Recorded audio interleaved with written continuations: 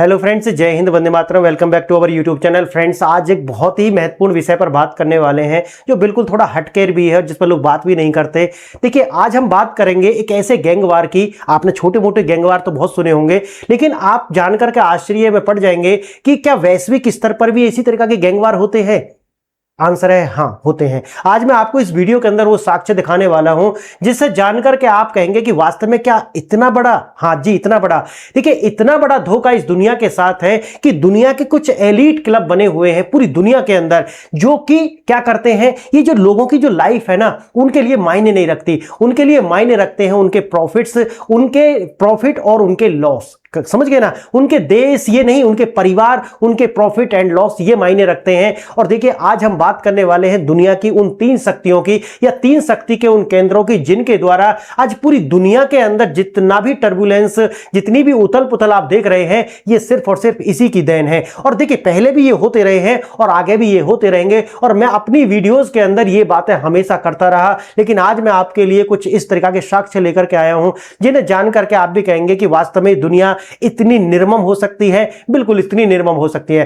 Friends, देखिए, ये जो गैंगवार जो चल रहा है अंतरराष्ट्रीय स्तर पर, इसका पूरी की पूरी जो लड़ाई है वो है ये जो 100 इयर्स के अंदर जो फाइनेंशियल आर्किटेक्चर क्रिएट किया गया है, इसका मालिकाना किसके पास होने वाला है। और ये जो मालिकाना है, इसी के लिए ये जो तीन केंद्र बने हुए हैं, ये तीनों केंद्र लगातार एक दूसरे की जो खींचातानी में लगे हुए हैं। और इसी खींचातानी के अंदर एक युद्ध होते हैं, और इन युद्धों के अंदर कितने सारे लोगों की जो जीवन है वो प्रभावित होता है, और लोगों के जीवन, घर, परिवार सब तबाह हो जाते हैं। ये एक सिस्टम है। ये जो सिस्टम है ना, इन्हीं के द्वारा अपने जो फुट ग्राउंड्स पर जो लोग हैं उनको तैयार किया जाता है। इसी पेट्रोल डॉलर से इसको तैयार किया जाता है। उन लोगों को बिलियंस और बिलियन डॉलर से फंड किया जाता है। पूरी दुनिया के अंदर इन्होंने इसको नाम मजहब का दे दिया, और या फिर कहिए कि पहचान का नाम देकर के इसको फंड किया जाता है। और पूरी दुनिया में अपने फूड ग्राउंड्स तैयार किए जाते हैं अलग अलग तरीका से।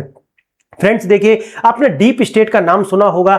ये इसमें जो सबसे बड़ा जो खिलाड़ी है वो डीप स्टेट है। आप जानते हैं कि डीप स्टेट क्या है? अगर आप देखें तो डीप स्टेट अपने आप में कोई इलेक्टेड बॉडी नहीं है। डीप स्टेट को अगर आप देखेंगे तो देखिए, the deep state is the refer and the alleged और the actual network of the unelected government officials, और कहिए कि military leaders and the intelligence agencies operating secretly behind the scene to control the state policy independent of the elected political leadership. देखिए, आप America के अंदर आप देखे होंगे कि कितने सारे राष्ट्रपतियों की जो हत्या हुई है, उसके पीछे बहुत ज्यादा रिपोर्ट आती है, और आप पाते हैं कि ये जो डीप स्टेट है, इसी का हाथ पाया जाता है। इसका मतलब यह है कि गवर्नमेंट किसी की भी हो, लेकिन जो डीप स्टेट है वो उसको पीछे से कंट्रोल करता है, एक पपेट की तरीका से। जो अमेरिका के राष्ट्रपति हो या फिर जो एक्टिव गवर्नमेंट है या इलेक्टेड गवर्नमेंट है, उसको वो कंट्रोल किया जाता है इसी डीप स्टेट के अंदर। ये हिडन पावर है। आप जो पॉलिटिकल जो अपीयरेंस आप देखते हैं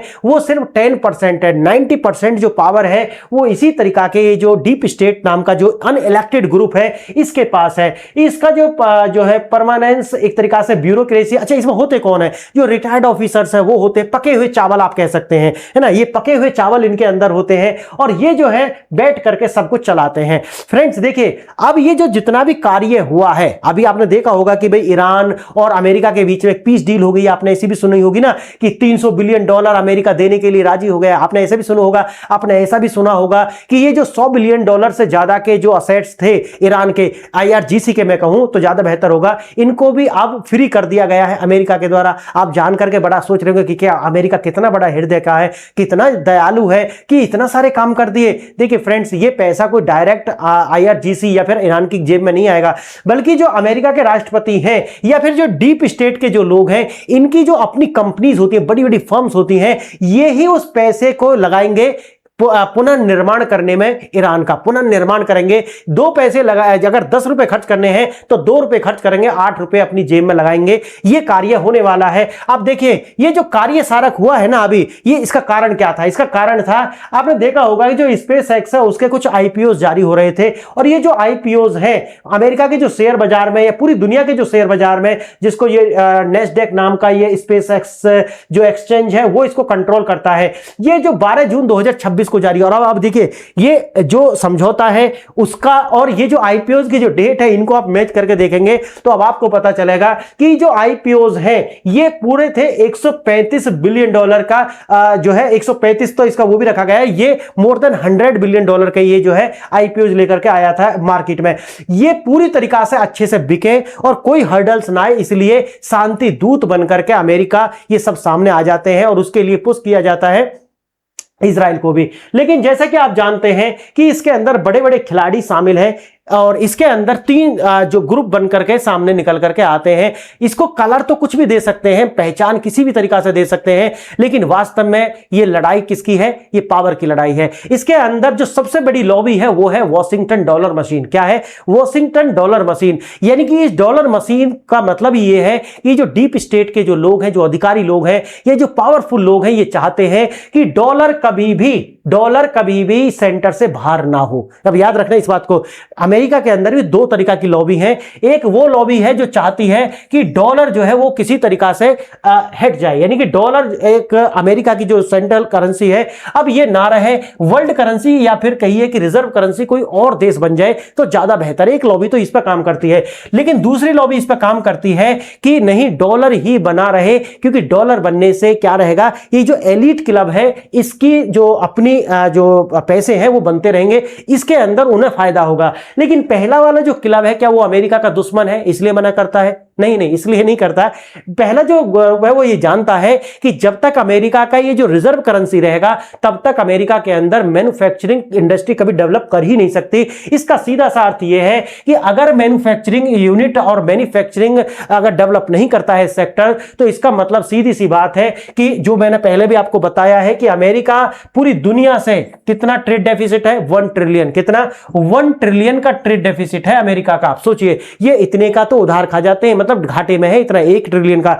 इसका करते क्या है वो? इसका भैया प्रिंट करते हैं, डॉलर छापते जा रहे हैं, मार्केट में पुश करते जा रहे हैं, बनाना कुछ नहीं है। अच्छा, अब आप ये भी कहोगे कि ठीक है भाई, पैसा तो आ ही रहे हैं तो फिर मैन्युफैक्चरिंग की क्या जरूरत है? देखिए, मैन्युफैक्चरिंग की जरूरत है रोजगार के लिए, रोजगार आम लोगों को चाहिए रोजगार। लेकिन अब जब अमेरिका का जो डॉलर है अगर वो रिजर्व करेंसी रहेगा तो अमेरिका के अंदर, क्योंकि वो सबसे ज्यादा महंगा है, अगर वो महंगा है तो आप अपने एक्सपोर्ट करेंगे कैसे? अगर मैन्युफैक्चरिंग यूनिट लगा लेंगे तो करेंगे कैसे? इसीलिए अमेरिका की जो कंपनीज हैं वो अधिकांश आपने देखा होगा कि ये कुछ बनाती नहीं है, बल्कि वो सारी की सारी या तो चाइना के अंदर, भारत के अंदर, वियतनाम के अंदर, कोरिया के अंदर, जापान के अंदर या फिर इसी तरीका से फैली हुई हैं, एमएनसी टाइप की हैं और वो बाहर ही काम करती हैं। तो जो पहला वर्ग वो चाहता है कि भाई डॉलर अगर हटेगा तो यहां पर मैन्युफैक्चरिंग यूनिट्स लगेंगे और रोजगार क्रिएट होंगे। दूसरा चाहता है कि नहीं, पैसा आ रहा है, पैसा बन रहा है, बहुत है। तो ये सबसे पहली जो गुट है इसमें आता है वॉशिंगटन डॉलर मशीन, और ये चाहते हैं कि जो डॉलर है उसकी बादशाहत कायम रहे और हम जो है ये जो फाइनेंशियल स्ट्रक्चर बना हुआ है, ये आर्किटेक्चर है, इसके केंद्र में हमेशा हमें अमेरिका ही होना चाहिए और इसे लेकर के वो अपनी शक्ति का प्रदर्शन करते हैं। तो एक ओर से जो खींच रहा है वो अमेरिका खींच रहा है, और वहीं अगर आप देखेंगे तो दूसरा जो ग्रुप है इसके अंदर, दूसरा जो ग्रुप है वो क्या है? वो है सिटी ऑफ लंदन। कौन सा है? City of London. देखिए, लंदन जो सिटी ऑफ लंदन है आप जानते होंगे, इसे सिटी ऑफ लंदन जो है लाइट्स ऑफ द लंदन भी इसे कहते हैं। मैं इसे एक बार तुम्हें दिखाता हूं। देखिए, ये जो सिटी ऑफ लंदन है इसे समझिए। सिटी ऑफ लंदन जो है यूनाइटेड किंगडम और इंग्लैंड, ये इसे पढ़िए एक बार, थोड़ा सा समझ आएगा। City of London United kingdom और इंग्लैंड की राजधानी लंदन का सबसे ऐतिहासिक और प्राचीन आर्थिक केंद्र है। आर्थिक केंद्र लगभग 1 वर्ग मील में फैला हुआ है और आप देखिए अनौपचारिक रूप से इसे स्क्वायर माइल भी कहा जाता है और यह आधुनिक लंदन का मुख्य वित्तीय और व्यापारिक जिला है, यानी कि डिस्ट्रिक्ट है। ऐतिहासिक में आप इसका देखोगे तो 47 ईस्वी में ये जो लॉन्डियम नाम का एक बस्ती यहां पर बसाई गई थी। आज में विशाल लंदन का विस्तार यहीं से शुरू हुआ है, वित्तीय केंद्र है। तो देखिए, सबसे बड़ा जो मैंने आपको बताया सिटी ऑफ लंदन, यानी कि इनका काम क्या है इसे भी आप समझिए। सिटी ऑफ लंदन आपको अब समझ में आएगा इसका भी, और दूसरा मैं इसका पार्ट भी बताऊंगा आपको।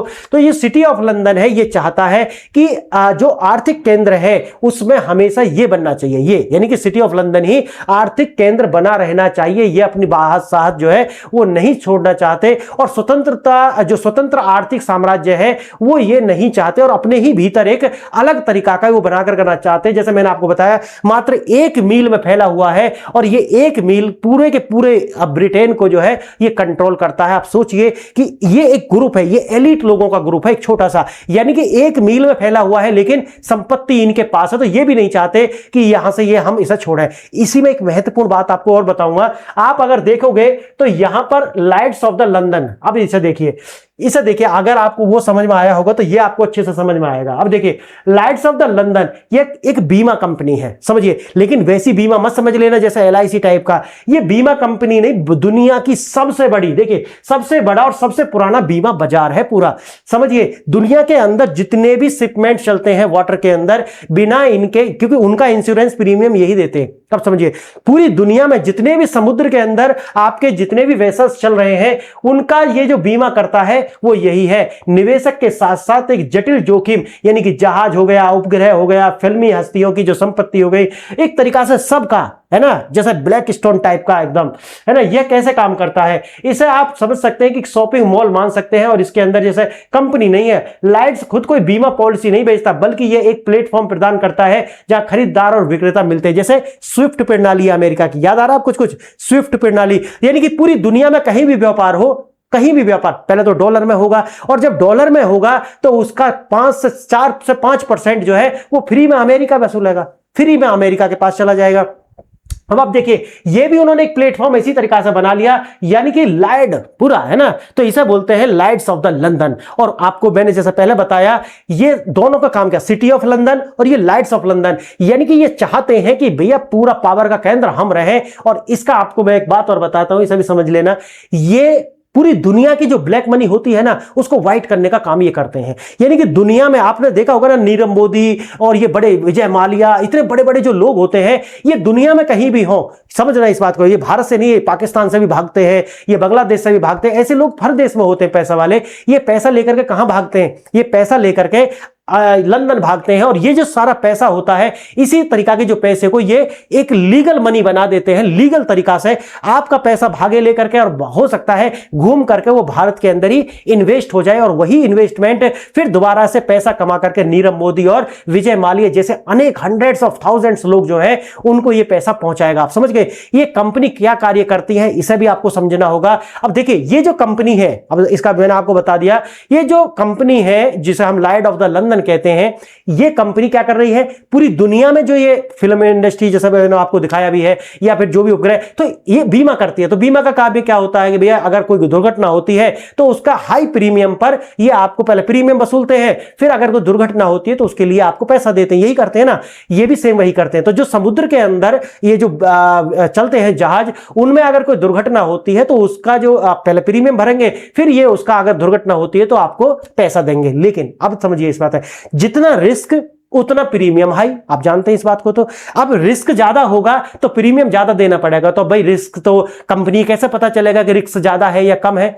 तो इनके लिए आपने नाम सुना होगा, हूतियों का नाम सुना आपने, हूती, हाँ। देखिए, जो हूती है या फिर समुद्री डाकुओं का आपने नाम सुना होगा, इसमें ज्यादा जो बदनाम है वो हूती है। इसका मतलब है कि ऐसे लोगों को ये हायर करते हैं, ऐसे विद्रोहियों को ये हायर करते हैं, और ये जो समुद्र के अंदर अटैक कराते हैं, क्या कराते हैं, अटैक कराते हैं, यही जो लाइट्स ऑफ लंदन है, ताकि रिस्क बढ़े, और रिस्क बढ़ेगा तो इनका जो प्रीमियम है वो हाई हो जाएगा। अब क्लियर कहानी समझ में आ गई?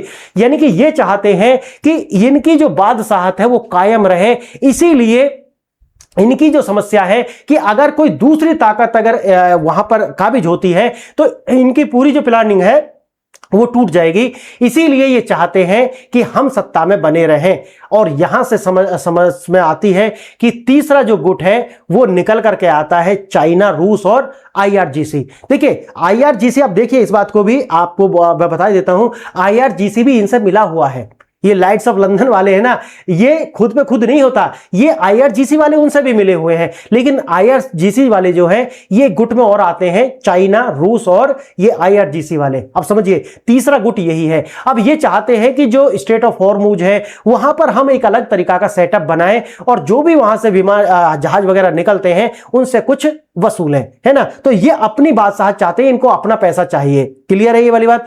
अब देखिए यहां पर सबसे बड़ी बात आती है कि अब चाइना ये चाहता है कि भाई हमें भी एक पिक्चर में आना है, हमें भी अब नया अमेरिका बनना है। और क्योंकि आप जानते हैं कि चाइना का जो अपना डेट टू जीडीपी रेशो है वो उसकी पूरी जीडीपी का लगभग 300% से ज्यादा है, 300% से ज्यादा है। अब अगर ये है तो उन्होंने जैसे स्विफ्ट सिस्टम है ना, स्विफ्ट, ये जो स्विफ्ट सिस्टम मैंने आपको बताया था, स्विफ्ट, इसे अगर नहीं जानते तो ऐसा समझ लीजिए, ये जो स्विफ्ट सिस्टम है ये कोई मतलब पेमेंट गेटवे नहीं है, बस ऐसा सिस्टम है कि जो डॉलर में व्यापार होगा उसको ये जब हिसाब किताब होगा तो उसके लिए एक व्यवस्था, मैसेजिंग सिस्टम है, बस इतना समझ लेना। मैसेजिंग सिस्टम है जो किसी भी देश ने कुछ खरीदा और उसका जो बैलेंस ऑफ पेमेंट बनेगा उसे दिखाएगा स्विफ्ट सिस्टम। इसके लिए वो 5 से 6%, 7%, ठीक है, जो रिस्क के हिसाब से ये वसूल लेता है फ्री में।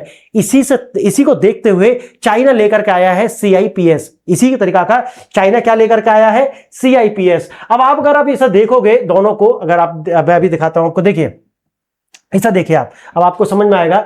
देखिए एक वैश्विक पहचान के अगर तौर पर हम देखें इसको, तो आप देखिए वैश्विक और विश्वसनीयता और व्यापक स्वीकृति के मामले में जो स्विफ्ट सिस्टम है, जिसकी फुल फॉर्म है society for the world wide interbank financial telecommunication, यानी कि मैसेजिंग सिस्टम है, कहीं अधिक मजबूत और बड़ा है। स्विफ्ट सिस्टम आप देखिए क्या है, कि मैसेजिंग नेटवर्क है, जो मैं पहले बता चुका हूं। ये पैसे ट्रांसफर नहीं करता बल्कि मैसेज यानी कि BOP बताने के लिए इसका प्रयोग होता है। 200 से अधिक जो देश है, क्योंकि डॉलर आप जानते हैं डॉलर में सबसे ज्यादा ट्रेड होता है, और डॉलर में ट्रेड कैसा होता है, मेरी सारी वीडियो देखोगे तो क्लियर समझ में आ जाएगा। ये डॉलर आया कैसे और पूरे दुनिया का जो व्यापार है उसे कंट्रोल कैसे करता है, वो आपको समझ में आएगा। देखिए ये क्या है, 200 से अधिक देशों में 11,000 से अधिक संस्थानों को जोड़े हुए हैं। अंतरराष्ट्रीय व्यापार में इसका मोनोपोली है, एकाधिकार है। अब देखिए CIPS क्या है, ये चीन द्वारा बनाया गया cross border interbank payment system है, मतलब उसी तरीका का, लेकिन ये मैसेजिंग सिस्टम नहीं है, यानी कि ये रियल में ही आपका जो बैलेंस ऑफ पेमेंट है उसका पेमेंट करेगा। इसका मतलब है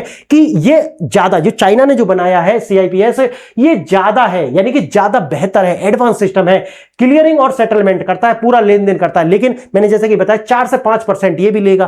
तो चाइना भी चाहता है कि जैसा स्विफ्ट सिस्टम में ले रहा है वैसे ही मैं CIPS के तहत लूं, लेकिन वही बात है कि अब चाइना जब तक अपना ये जो इसको वैश्विक करेंसी नहीं बना लेता तब तक ये नहीं होगा। और वैश्विक करेंसी बनेगी क्यों, आप सोचिए इस बात को, क्योंकि अमेरिका ने कैसे बनाई वो तो आपको समझ में आ गया, लेकिन चाइना कैसे बना पाएगा, वो ऐसा सोच रहा है कि अगर मैं ये सारे कार्य करूंगा तो जो मैंने आपको तीसरा गुट जो मैंने बताया है, तो ज्यादा से ज्यादा व्यापार जो है वो किसमें होना शुरू हो जाएगा, चाइना की करेंसी में शुरू हो जाएगा, युआन के अंदर। आप जानते हैं ना, युआन के अंदर शुरू हो जाएगा। अब ज्यादा व्यापार युआन के अंदर शुरू हो जाएगा तो व्यापार बढ़ेगा, उतना ही व्यापार डॉलर में कम हो जाएगा, क्योंकि जो ईरान है वो क्या कहेगा कि डॉलर में बेचना ही नहीं है मुझे, तो अपना जो पेट्रोल है या फिर जो भी पेट्रोलियम प्रोडक्ट है जैसे रसिया कर रहा है, तो उसी तरीका से मैं तो चाइना की जो युआन है उसमें करूंगा। तो अगर वो ऐसा करता है तो डॉलर में से उतना ही ट्रेड कम हो जाएगा। तो चाइना कह रहा है कि भाई हम भी अपनी जगह बनाएंगे। तो अब ये सब आपको समझ में आ गया होगा, वॉशिंगटन मशीन क्या काम करती है, सिटी ऑफ लंदन क्या काम करता है, और तीसरा आता है चीन,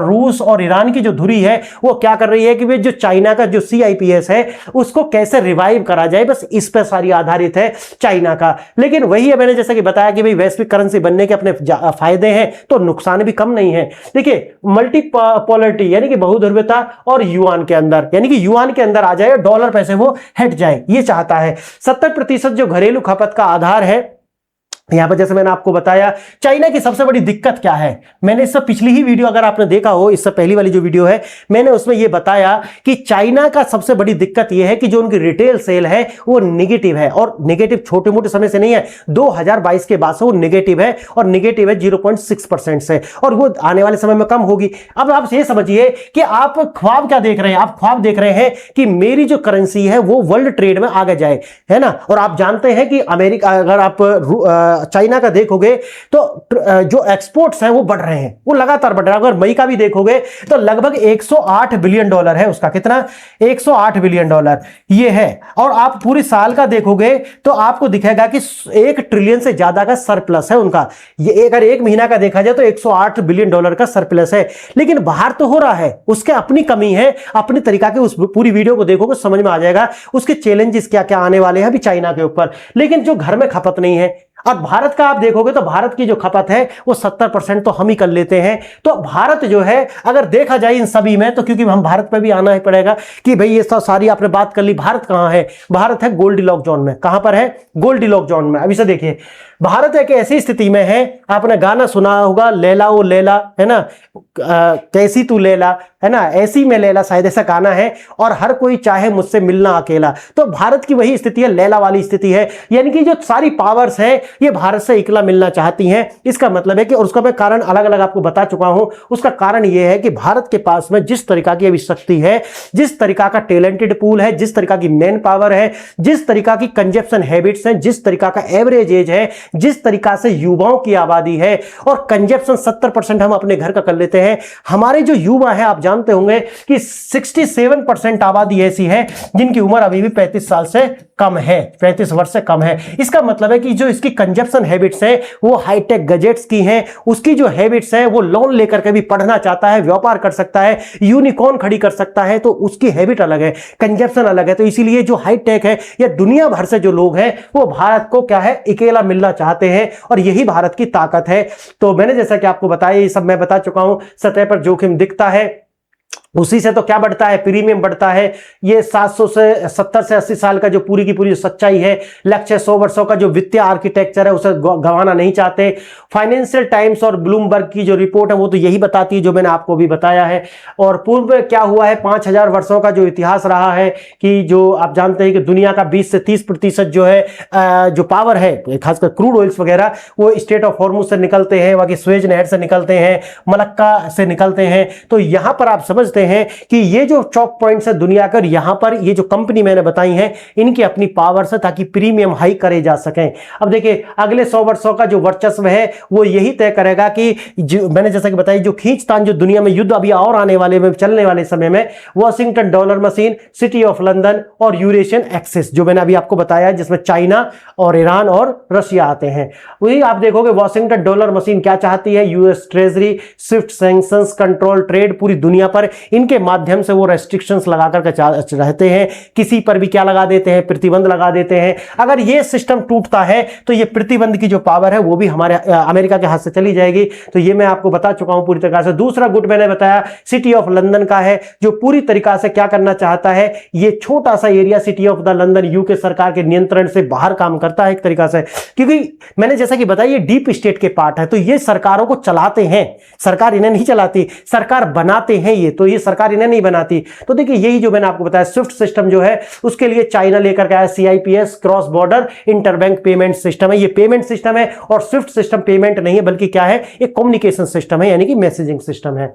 अब इसी तरीका से देखिए, मैंने आपको बता दिया ये वाला शांति वगैरह जो दिखती है वो भ्रम है, और भ्रम क्या है, IPOs का जो मैंने आपको बताया था, वो सिर्फ IPOs को ज्यादा मार्केट प्राइस पर बेचा जा सके, ज्यादा से ज्यादा शांति रहेगी तो खरीदार भी मिल जाएंगे, उसके बाद में जो होगा वो सब होता रहेगा। देखिए, यही सब चलता है कि ये जो मिसाइल दागी जाती हैं, इसका एक ही मतलब है कि नेगोशिएशन की टेबल पर ला करके ज्यादा से ज्यादा लीवरेज लेना, ये मिसाइल्स दागने की तकनीक है। और मुझे लगता है कि उसी तरीका से लोगों को भी ऐसे देखना चाहिए। और भारत की क्या स्थिति है जो मैंने बताया, भारत गोल्डीलॉक जोन में है, यानी कि भारत बस मेज पर बैठा है, कुर्सी पर बैठा है, पॉपकॉर्न्स लेकर के, और आराम से देख रहा है और कॉफी की चुस्की ले रहा है। और फ्रेंड्स, इतना ही है। आप देखिए आपको कैसा लगा। अगर वीडियो अच्छा लगा है तो वीडियो को लाइक शेयर एंड सब्सक्राइब करें। वीडियो देखा इसके लिए